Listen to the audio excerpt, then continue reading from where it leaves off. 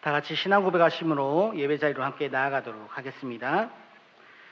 나는 전능하신 아버지 하나님, 천지의 창조주를 믿습니다. 나는 그의 유일하신 아들, 우리 주 예수 그리스도를 믿습니다. 그는 성령으로 잉태되어 동정녀 마리아에게서 나시고 본디오 빌라도에게 고난을 받아 십자가에 못 박혀 죽으시고 장사된 지 사흘 만에 죽은 자 가운데에서 다시 살아나셨으며 하늘에 오르시어 전능하신 아버지 하나님 우편에 앉아 계시다가 거기로부터 살아있는 자와 죽은 자를 심판하러 오십니다. 나는 성령을 믿으며 거룩한 공교회와 성도의 교제와 죄를 용서받는 것과 몸의 부활과 영생을 믿습니다. 아멘. 찬송가 420장, 이전 찬송 212장입니다.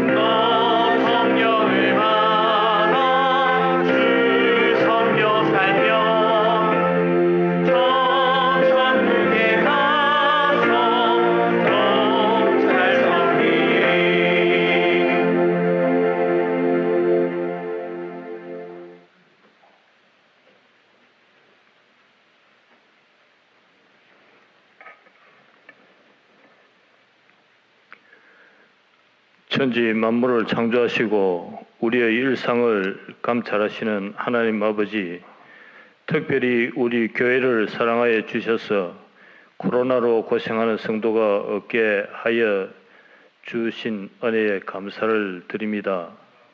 우리가 가진 세상의 모든 것이 우리의 것이었고 하나님의 허락함이 없어도 우리가 잘 할 수 있을 줄 알았습니다마는 이번 코로나 바이러스의 활동으로 우리의 모든 일상이 파괴되고 아무것도 우리 마음대로 할 수 없음을 고백합니다.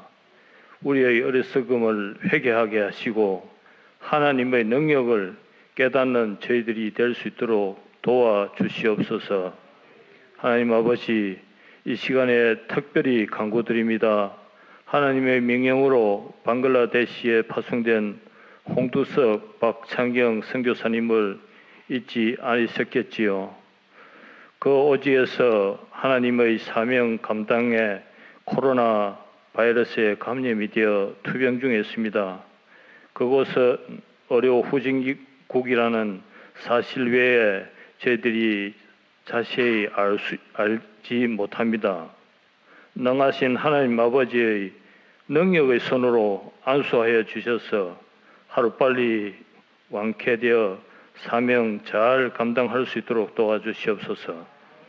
오늘도 단위에 세워주신 유경상 목사님에게 성령 충만케 하여 주셔서 선포하는 말씀마다 아멘으로 화답하는 예배가 되게 하옵소서.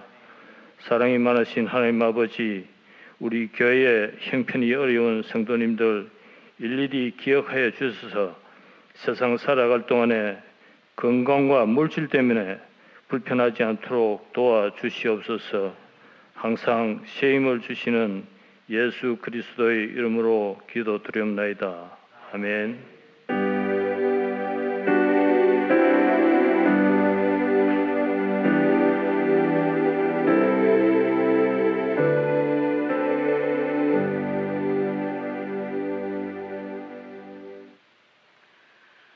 오늘 우리 교시는 하나님의 말씀은 마가복음 13장 1절로부터 2절까지 말씀입니다. 마가복음 13장 1절로부터 2절, 신약성경 77페이지에 있습니다. 우리 함께 다 차신 줄 알고 우리 함께 한 목소리로 말씀 보도록 하겠습니다. 예수께서 성전에서 나가실 때 제자 중 하나가 이르되 선생님이여 보소서, 이 돌들이 어떠하며 이 건물들이 어떠하니까? 예수께서 이르시되 내가 이 큰 건물들을 보느냐? 돌 하나도 돌 위에 남지 않고 다 무너뜨려지리라 하시니라. 아멘.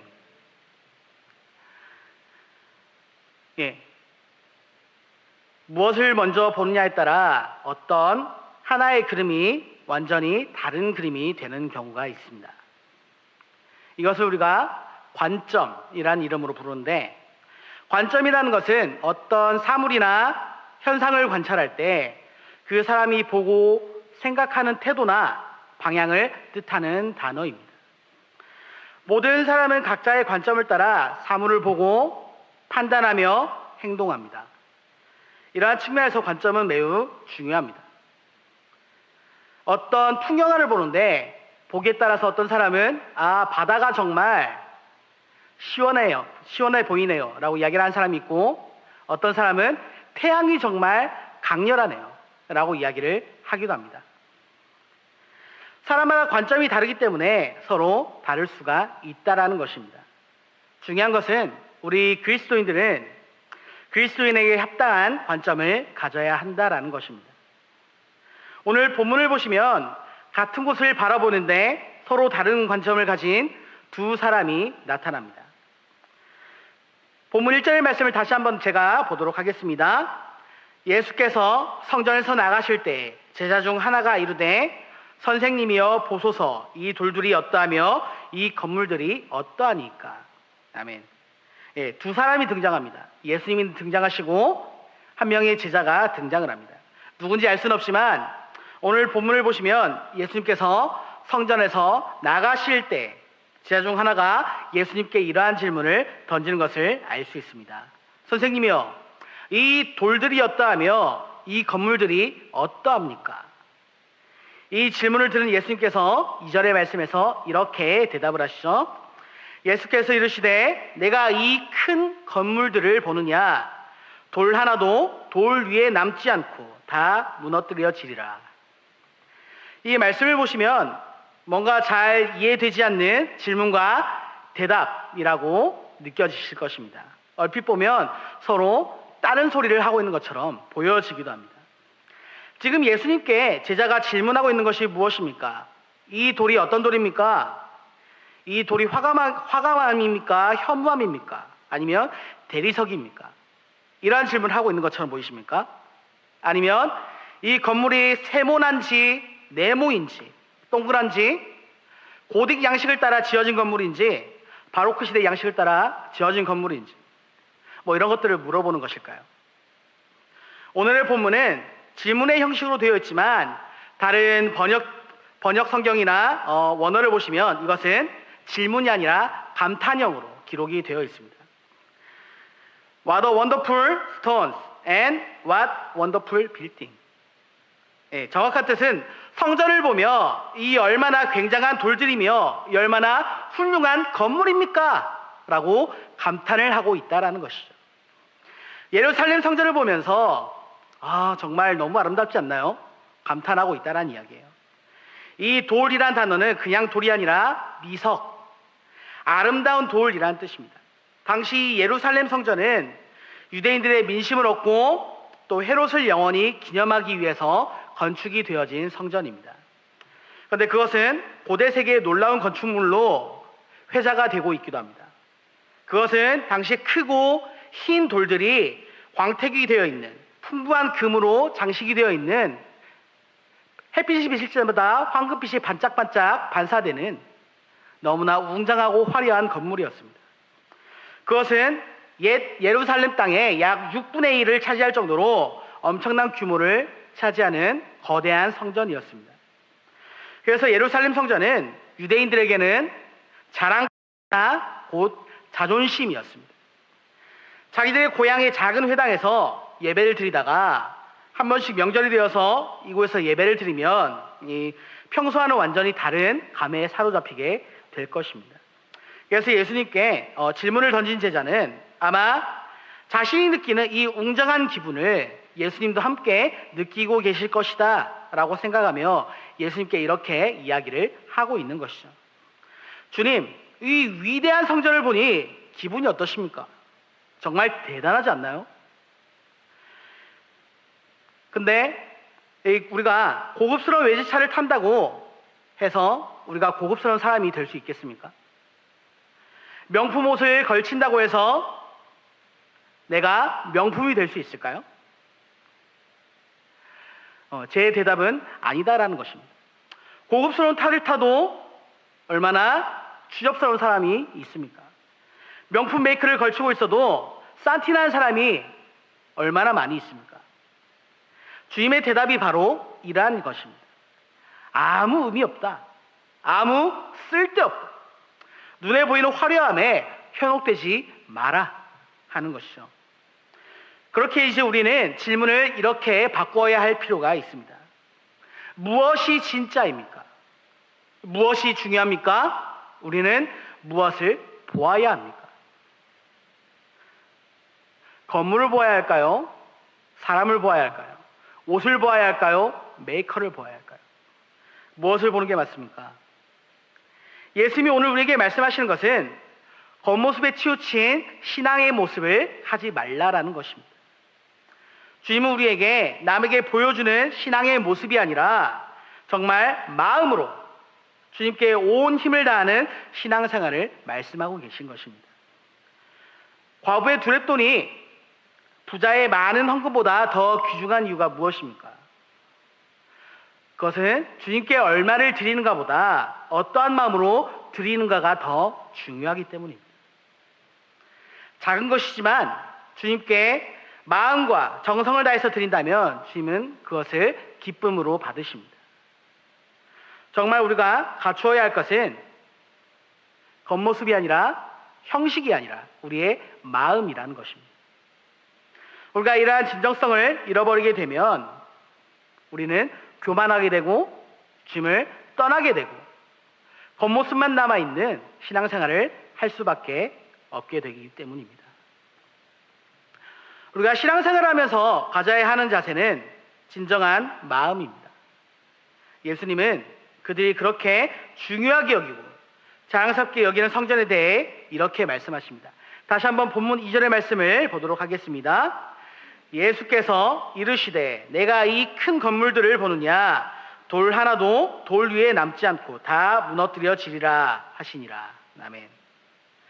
예수님은 그들이 그렇게 대단하게 여기는 이 성전 결코 무너지지 않을 것 같고 영원히 남아있을 것처럼 여겨지는 성전이 결국에 무너지고 말 것을 말씀하셨습니다.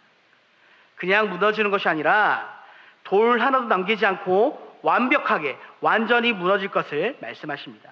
그리고 정말로 예수님의 말씀처럼 유대인들의 자존심이자 자랑이었던 이 예루살렘 성전은 AD 70년경에 주전 70년경에 주 70년경에 로마에 의해서 완전히 무너지게 됩니다. 예수님은 진짜가 무엇인지를 알고 계셨습니다. 진짜 가치 있는 것이 무엇인지를 알고 계셨습니다. 사도 바울도 우리에게 이렇게 말씀합니다. 고린도후서 4장 18절 말씀을 우리가 함께 보도록 하겠습니다. 우리가 주목하는 것은 보이는 것이 아니요 보이지 않는 것이니 보이는 것은 잠깐이요 보이지 않는 것은 영원함이라. 아멘. 여러분, 사도 바울이 보고 있는 것이 무엇입니까? 보이는 것이 아니라 보이지 않는 것입니다.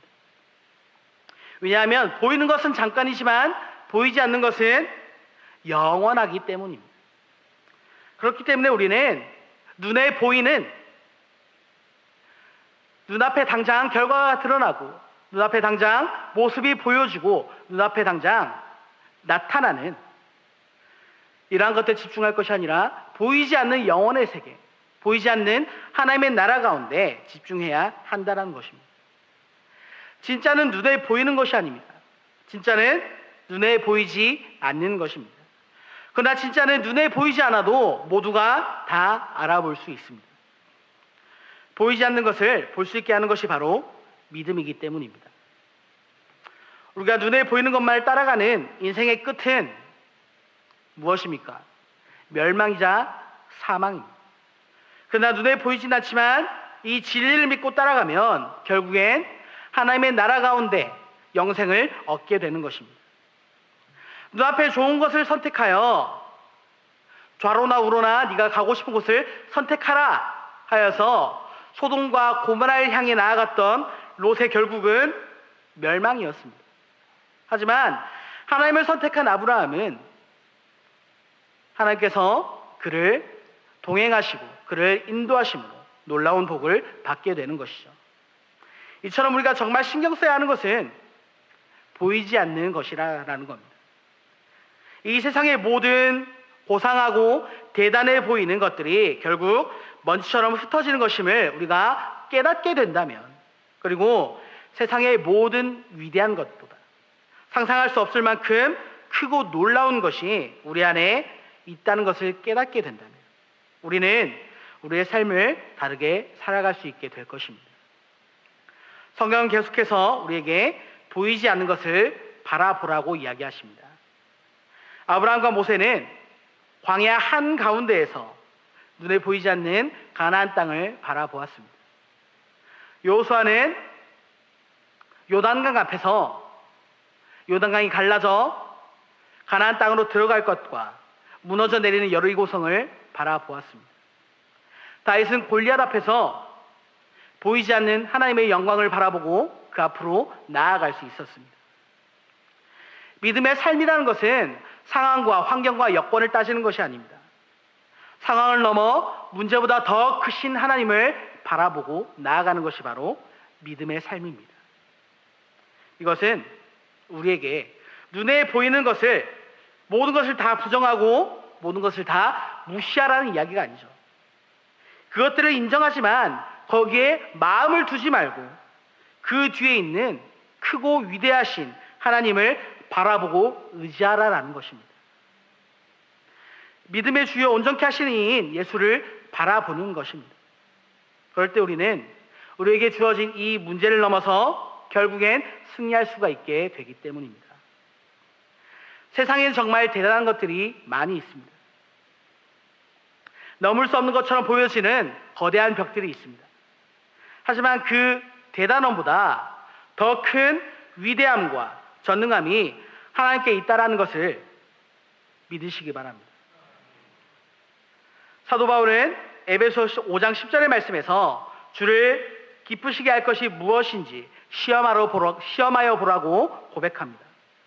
여기서 시험하여 보라라는 이야기는 다른 말로는 분별하다, 입증하다, 증명하다라는 뜻으로 해석을 할 수 있는데, 실험을 통해 무엇을 증명해내는 것을 의미하기도 하고 이것이 진짜가 무엇인지 깨달으라는 이야기가 되기도 합니다.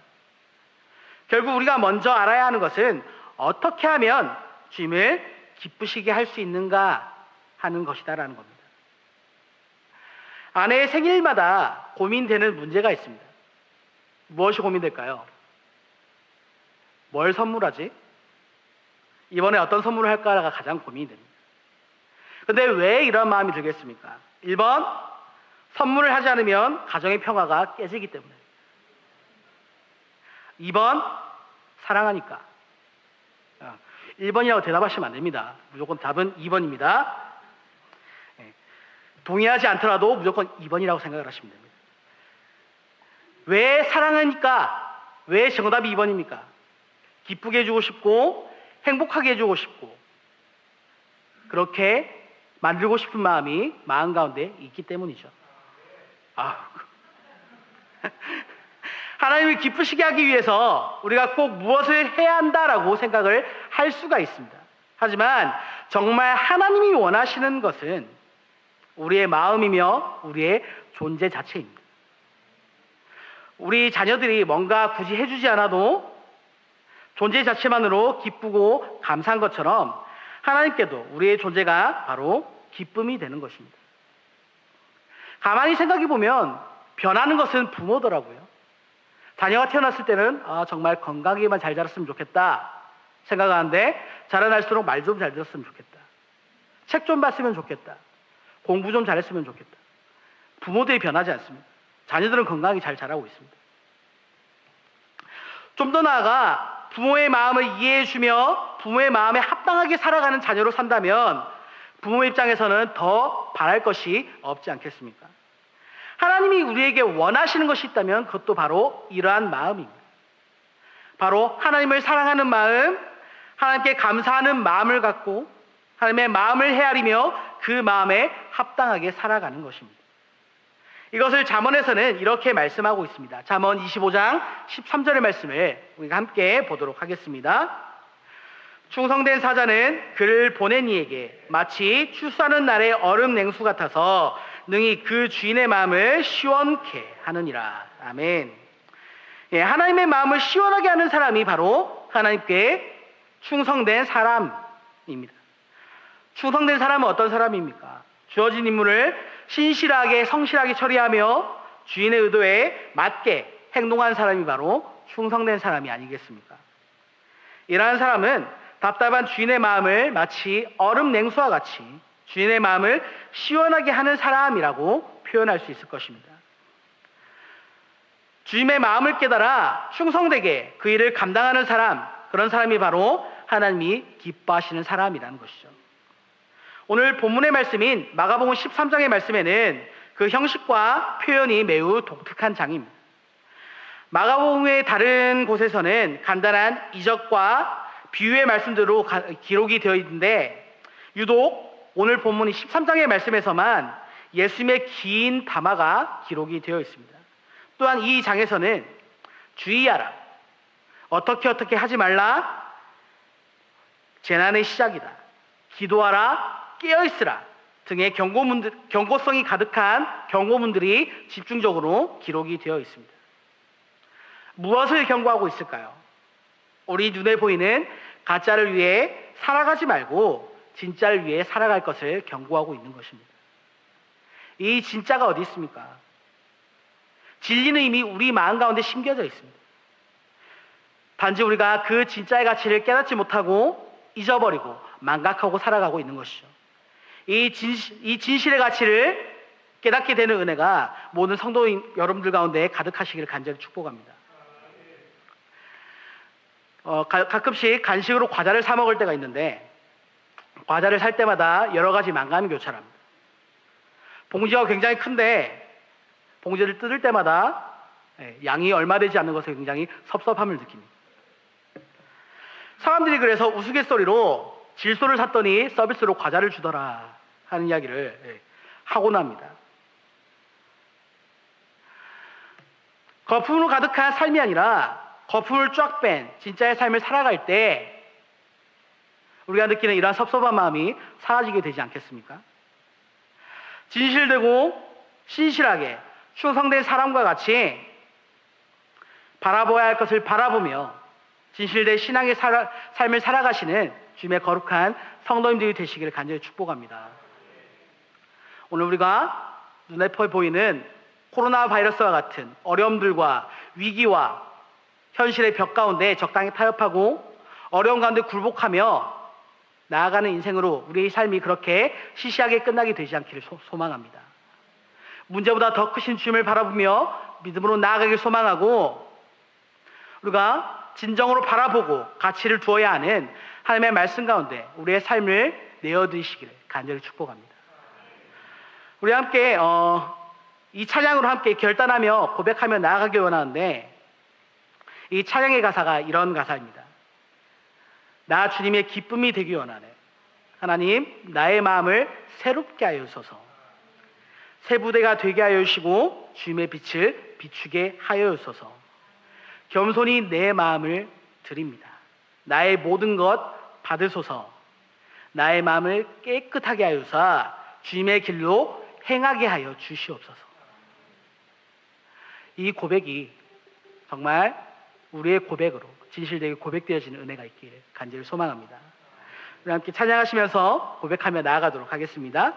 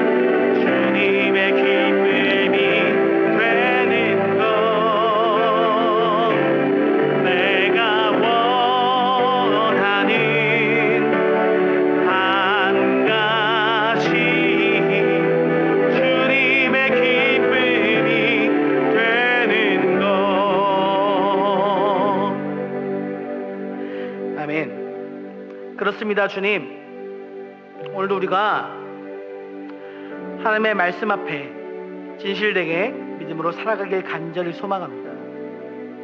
우리가 하나님의 말씀 앞에 설 때에 습관과 행위로서 나오는 것이 아니라 진실됨으로 기쁨으로 나오길 간절히 소망합니다. 주님, 우리의 인생이 주님의 기쁨이 되어지길 간절히 소망합니다. 우리 인생이 이 세상을 바라보며 세상 가운데 마음을 쏟고 세상의 현상을 쫓아가는 인생으로 끝나는 것이 아니라 영원한 하나님의 나라를 바라보며 하나님의 나라를 꿈꾸며 주님을 바라보는 은혜와 기쁨이 충만하게 간절히 소망합니다. 주님, 우리와 함께하여 주시고 우리를 붙들어 주시옵소서. 우리의 삶이 정말 주님께서 기뻐 받으시는 그러한 삶이 되어지길 간절히 소망하오니 주님, 우리의 삶 가운데 역사해 주시고 우리의 삶을 받아 주시옵소서. 오늘도 우리가 기쁨으로 살겠다고 선언하고 선포하는 이 모든 기도 가운데 주님, 이 예배 자리 가운데 우리의 예배를 기뻐 받으실 줄 믿습니다. 우리의 예배 가운데 주님 임하여 주실 것을 믿습니다. 오늘도 우리가 다시 가정으로 돌아가고 삶의 자리로 나아가게 될 때 주님, 또다시 세상 가운데 마주하게 되겠지만 세상 가운데 무릎 꿇고 쓰러지는 삶을 살지 않고 믿음으로 승리한 삶을 살아갈 수 있도록 능력 허락하여 주시고 문제보다 더 크신 하나님을 바라보는 은혜를 허락하여 주시옵소서. 거룩하신 예수 그리스도의 이름으로 간절히 기도합니다. 아멘. 지금은 우리 주 예수 그리스도의 은혜와 하나님의 사랑하심과 성령님의 인도하심이 바라보아야 할 것을 바라보며 믿음으로 나아가며 하나님 앞에서 믿음으로 살아가길 결단하는 모든 센텀 장로교회 성도들의 삶 위에 날마다 함께 하시기를 간절히 축원하옵나이다. 아멘.